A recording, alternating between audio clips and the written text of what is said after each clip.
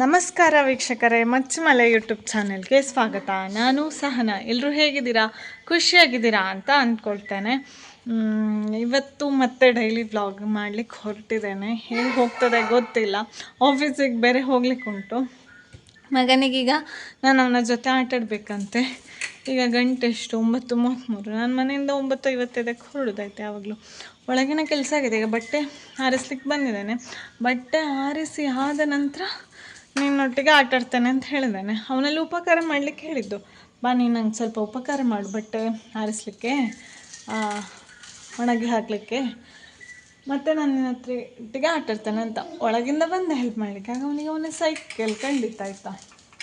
ಹಾಗೆ ನಾನು ಈಗ ಅವನೊಟ್ಟಿಗೆ ಆಡಲಿಕ್ಕೆ ಹೋಗುವಾಗ ನನಗೆ ಬೇರೆ ಕೆಲಸ ಕಾಣ್ತದೆ. ನಾನು ಆ ಕೆಲಸ ಮಾಡೋದು ಆಗ್ಬೋದಲ್ಲ. ಅಲ್ಲಿಂದ ಹೀಗೆ ಲುಕ್ಕು ಕೊಟ್ಟೆ ನೋಡ್ತಿದ್ದಾನೆ ನನ್ನನ್ನು. ಈ ಅಮ್ಮಂದು ಯಾವಾಗಲೂ ಕೆಲಸ ಮುಗಿಲಿಕ್ಕಿಲ್ಲ ಅಂತ ಹೇಳಿ ಒಂದೊಂದು ಡೈಲಾಗ್ ಹೇಳಲಿಕ್ಕೆ ಉಂಟಾಯ್ತಾ ನನ್ನ ಹತ್ರ. ಯಾವಾಗ ನಿನ್ನ ಕೆಲಸ ಯಾವಾಗಮ್ಮ ಮುಗೀತು ಅಂತ ಹೇಳಿ, ಮುಗೀತು ಮಗ ಹೊರಗುವಾಗ ಮುಗೀತು ಅಂತ ಹೇಳಿದು. ಮತ್ತೆ ಹೊರಗುಲ ಆತಲ್ಲ ಅಂತ ಹೇಳಿದ ಅವನಾಯ್ತಾ. ಇದಾನೆ ನೋಡಿ. ಯಾವಾಗ ಮಗ ಶಾಲೆ?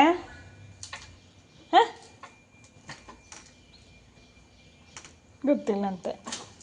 ಮೇ 29 ಮೇ 29.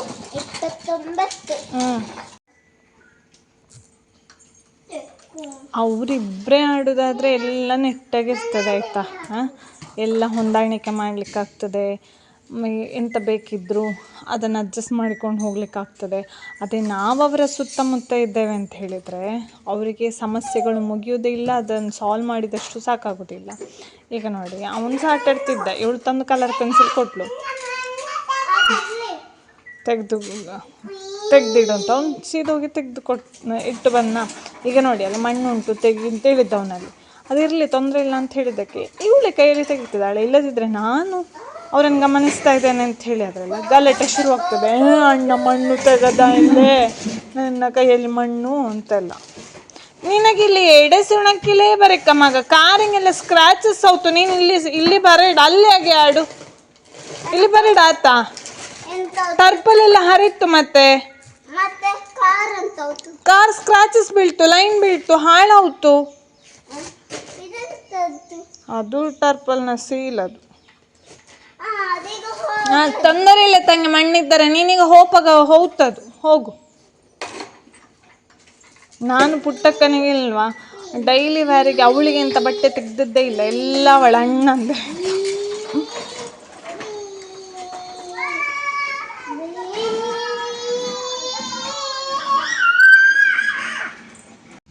ಈಗ ಆಟ ಎಂತ ಅಂತ ಹೇಳಿದರೆ, ಒಂದು ಪೇಪರಿಗೆ ಈ ಥರ ಲೈನ್ ಹಾಕಿರೋದಾಯ್ತಾ, ಸ್ಕ್ವೇರ್ ಬರುವ ಹಾಗೆ.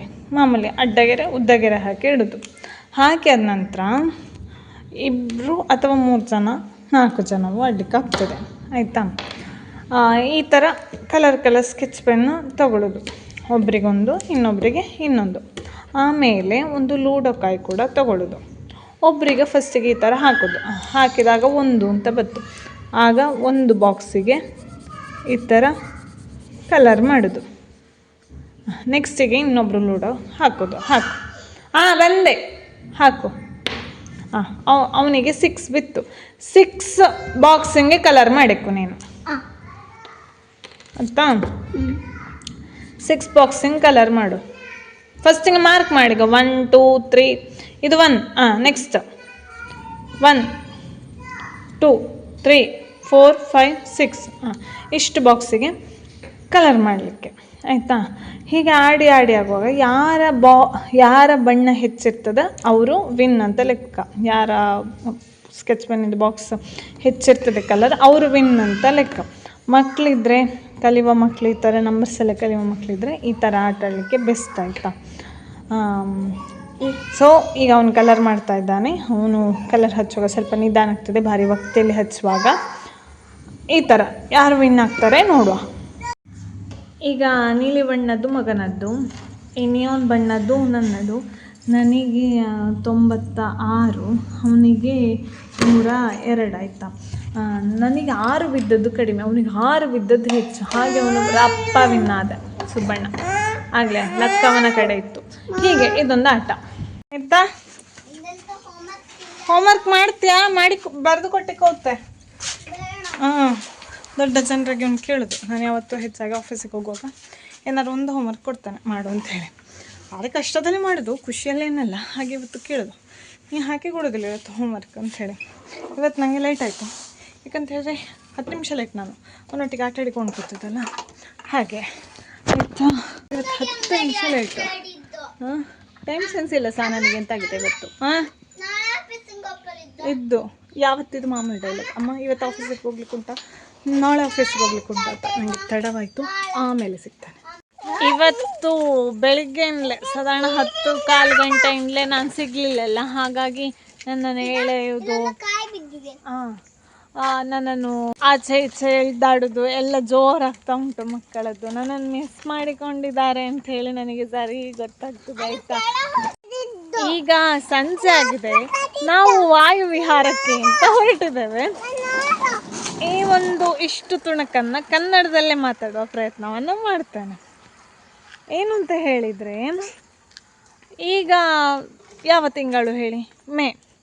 ಮೇ ತಿಂಗಳಲ್ಲಿ ಮಾತ್ರ ಒಂದು ಕೇಸರಿ ಬಣ್ಣದ ಹೂ ಆಗ್ತದೆ ನೋಡಿ, ಇಲ್ಲಿ ಕಾಣ್ತದಲ್ಲ ಮೇಲೆ. ಅದು ಮೇಯಲ್ಲಿ ಆಗುವ, ಆಂಗ್ಲ ಪದದಲ್ಲಿ ಹೇಳೋದಾದರೆ ಮೇ ಫ್ಲವರ್ ಅಂತ ಅದನ್ನು ಕರೀತಾರೆ. ಇಲ್ಲಿ ಕೆಳಗೆಲ್ಲ ಬಿದ್ದಿದೆ ನೋಡಿ ಆ ಹೂಗಳೆಲ್ಲ. ಮೇಲೆ ನೋಡಿ ಹೇಗೆ ಉಂಟು ಅಂಥೇಳಿ. ಮೇಲೆ ತುಂಬ ಉಂಟು, ಕಾಣೋದಿಲ್ಲ. ನಾನು ಅದನ್ನು ಮೇಲೆ ಈ ಥರ ನಿಮಗೆ ತೋರಿಸ್ಲಿಕ್ಕೆ ಹೋದಾಗ ಎಲ್ಲ ಕಪ್ಪು ಕಪ್ಪು ಕಾಣ್ತದೆ. ಈಗ ನಾನು ಹೇಳಲಿಕ್ಕೆ ಬಂದ ವಿಷಯ ಅಂತ ಹೇಳಿದರೆ, ಈ ಥರ ಹೂ ಬೀಳ್ತದೆ ನೋಡಿ. ಈ ಥರ ಹೂ ಬಿದ್ದಾಗ ಅದರಲ್ಲಿ ಈ ಥರದ ಒಂದು, ಎಂತ ಹೇಳೋದು ಇದಕ್ಕೆ ಗೊತ್ತಿಲ್ಲ, ಇದಕ್ಕೆ ಎಂತ ಹೇಳ್ತಾರೆ ಅಂತ. ಆದರೆ ಇದನ್ನು ನಾವು ಉಗುರಿಗೆ ಅಂಟಿಸ್ಕೊಳ್ತಿದ್ದೆವು. ಹೇಗೆ ಅಂಟಿಸ್ಕೊಳ್ತಿದ್ದೆವು ತೋರಿಸ್ತಾನೆ. ಈ ಥರ ಹೂ ಇರ್ತದಲ್ಲ, ಅದರಲ್ಲಿ ಈ ಥರ 5 ಇರ್ತದೆ. ಅದಕ್ಕೆ ಎಂತ ಹೇಳೋದು ಅಂತ ನನಗೆ ಗೊತ್ತಿಲ್ಲ. ಆದರೆ ಅದನ್ನು ನಾವು ಯಾವ ಥರ ಅಂಟಿಸಿಕೊಳ್ಳೋದು ಅಂತ ಹೇಳಿದರೆ, ಈ ಥರ ಒಂದೊಂದನ್ನೇ ತೆಗೆಯೋದು. ಒಂದೊಂದನ್ನೇ ತೆಗೆದು ಇಲ್ಲಿ ಒಳಗೆ ಕೇಸರಿ ಬಣ್ಣ ಇರ್ತದಲ್ಲ, ಅದನ್ನು ಇಲ್ಲಿ ಒಂದು ಸ್ವಲ್ಪ ಈ ಥರ ಉಗ್ಗೋದಾಯ್ತು. ಅದನ್ನು ಈ ಥರ ಸಿಪ್ ಮಾಡಿದಾಗ ಅದು ನೋಡಿ ಸಿಪ್ಪೆ ಜಾರಿ ಬರ್ತದೆ. ಈ ಥರ ಹಸಿರು ಬಣ್ಣ ಬರ್ತದೆ. ಅದನ್ನು ಎಡಕೈ ಈ ಥರ ಅಂಟಿಸಿಕೊಂಡು ಹೋಗೋದು. ಅಂಟಿಸುತ್ತೆ. ಎಷ್ಟು ದೊಡ್ಡ ಉಗುರು ತೋರಿಸ್ತೇನೆ ಅಂಟಿಸಿ.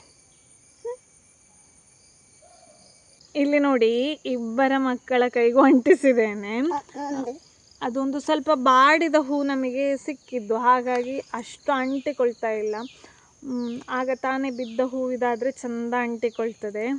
ಇಲ್ಲಿ ನೋಡಿ, ಈ ಥರ ನಾವು ನಮ್ಮ ಬಾಲ್ಯಕಾಲದಲ್ಲಿ ಈ ಥರ ಉಗುರುಗಳಿಗೆ ಇದನ್ನು ಅಂಟಿಸಿಕೊಂಡು, ನನ್ನ ಉಗುರು ನೋಡು ಎಷ್ಟು ದೊಡ್ಡ ಬಂದಿದೆ ಅಂತ ನಮ್ಮ ಬಾಲ್ಯಕಾಲದಲ್ಲಿ ನಾವು ಆಟಾಡ್ತಿದ್ದೇವೆ ಆಯಿತಾ. ಈಗಿನವರೆಲ್ಲ ಎಂತ ಮಾಡ್ತಾರೆ, ಚಂದ ಚಂದ ಮೋರೆಗೆಲ್ಲ ಬಣ್ಣ ಎಲ್ಲ ಬಳಿದುಕೊಳ್ಳುವ ಇಲ್ಲಿಗೆಲ್ಲ ಹೋಗಿ, ಆಂಗ್ಲ ಪದದಲ್ಲಿ ಹೇಳೋದಾದರೆ ಬ್ಯೂಟಿ ಪಾರ್ಲರ್, ಅಲ್ಲಿಗೆ ಹೋಗಿ ಕೈಗೆ ಉಗುರಿಗೆಲ್ಲ ಬಣ್ಣ ಬಳಿದುಕೊಳ್ತಾರಲ್ಲ, ನೈಲ್ ಆರ್ಟ್ ಅಂತ ಹೇಳ್ತೇವೆ ಆಂಗ್ಲ ಪದದಲ್ಲಿ. ಚಂದ ಮಾಡಿ ಅಂಟಿಸಿಕೊಳ್ತಾರಲ್ಲ, ಅದನ್ನೆಲ್ಲ ನಾವು ಸಣ್ಣದಿರುವಾಗ ಈ ಥರ ಮಾಡಿ ಆಟ ಆಡ್ಕೊಳ್ತಿದ್ದೆವು ನೋಡಿ. ತೋರಿಸಿ ಮಕ್ಕಳೇ ಕೈ ಹೀಗೆ ಇದೆ. ಹಾಂ, ಯಾರದು ಉಗುರು? ಹಾಂ, ಅವಳ ಉಗುರು. ಇವನೆಂಥದೋ ಮಾಡ್ತಿದ್ದಾನೆ ಅಲ್ಲಿ ನೋಡಿಕೊಂಡು. ಇದು ನಾವು ಬಾಲ್ಯಕಾಲದಲ್ಲಿ ಆಟ ಆಡ್ತಿದ್ದದ್ದು, ನಮ್ಮ ಉಗುರು ಅಂತ ಹೇಳಿ. 2 ಬಿತ್ತು ಆಲ್ರೆಡಿ. ಚಂದ ಉಂಟಾ? ಚಂದ ಉಂಟಾ? ಚಂದ ಉಂಟು.